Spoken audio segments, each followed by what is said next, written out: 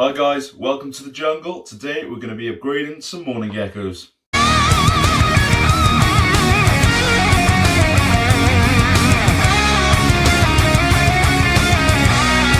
So I've currently got my 4 adult mourning geckos in this 8x8x12 Exoterra.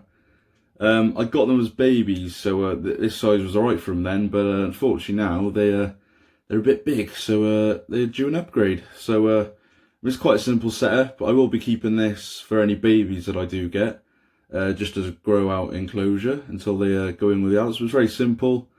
I've just got some fake plants in there, a bit of cork bark on the side, and a nice little feeding dish there for them that works really well. So that's what they're in now, and we'll now move on to what they're going to be going into. I just had a delivery in of some supplies to do up the new mourning gecko enclosure, so let's get all this open and see what we got. Alright guys, so this is what I've got to work with here. As you can see, I've got the Exoterra Mini Extra Tall. So that is 12 inches across, 12 inches deep and 24 inches tall. Not a massive cage in itself, but be quite a nice upgrade for my mourning geckos. As you can see, it's got the new background that Exoterra brought out. And to be honest, I quite like it compared to the old one.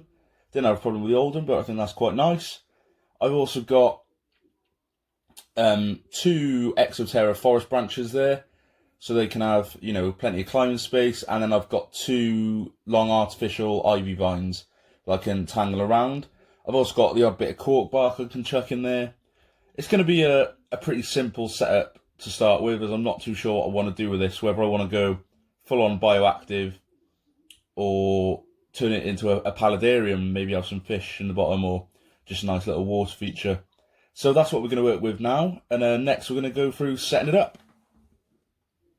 So just to show what I've done so far, I've added in the branches I had. Unfortunately, they were about an inch or two too long for the enclosure in any direction I put. Thankfully, I had a saw handy, so I cut them down to size. So it's just the 2 pieces there. I've added just some orchid bark in for the time being, and there's a couple of pieces of cork bark in there just to kind of give some more surface area, climbing space, and you know, they can kind of hide around the back a bit and stuff, you know. So now I'm just going to add the vines in, and we'll see what that looks like. Right guys, so I decided to just use one of the vines for now, as I felt that filled out enough. Not quite as much as I'd want it to be filled out, but just felt if I put the other one in there then I wouldn't really see anything. I do plan on getting a few more bits eventually. I mean, this bottom bit, I'll fill that out a bit more. I've added in the feeding ledge they had from the smaller tank, but I'll probably get one of those magnetic ledges or something down the road, something to look a bit nicer. But yeah, that's basically the setup of the tank. What I'm going to roll with now, really. As I did say, it's going to be pretty basic, but it'll work for them now, you know. They'll enjoy that, they'll have a lot more space to work around, and I suppose now the only thing to do is put the geckos in, so let's get on to that.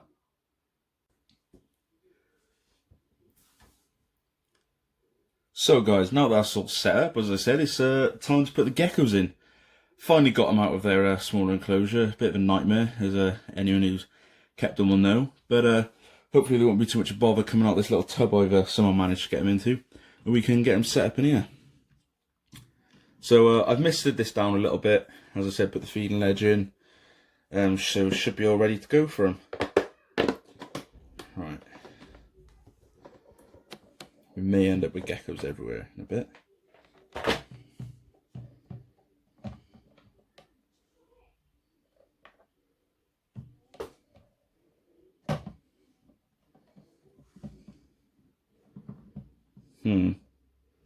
How to entice a gecko out?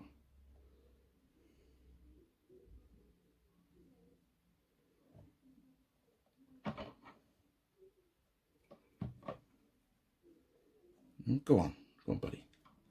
1. This isn't really working.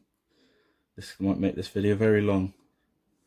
Me being a muppet. No! Oh god, we have a gecko outside the tank. Wait, like I said, geckos everywhere. Oh god.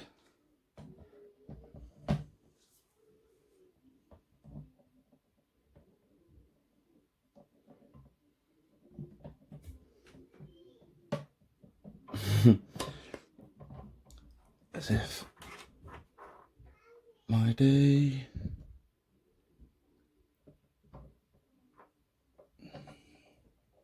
Escapee, go, be free. One, there's one on my arm. He's going up my shoulder, that's fine, I can feel where he is. There's one here on my hand. Oh, he's now on my lap.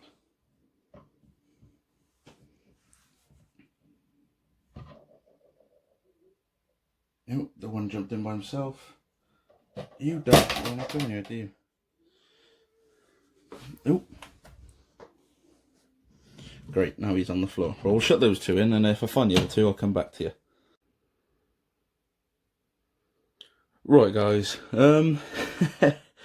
After all that, I managed to get one of the babies back in. Unfortunately, one of them's done a bit of a runner on me, but I'm sure she'll show up soon enough.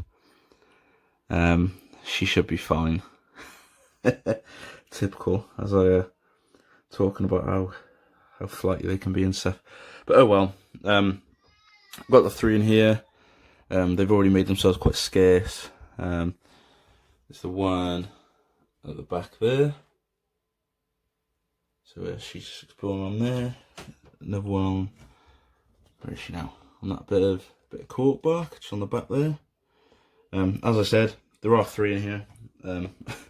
Not too sure where the other one is. She'll be in here somewhere, I'm sure. But yeah, I mean, that's pretty much it, guys. Don't worry, I will find that lost gecko at some point.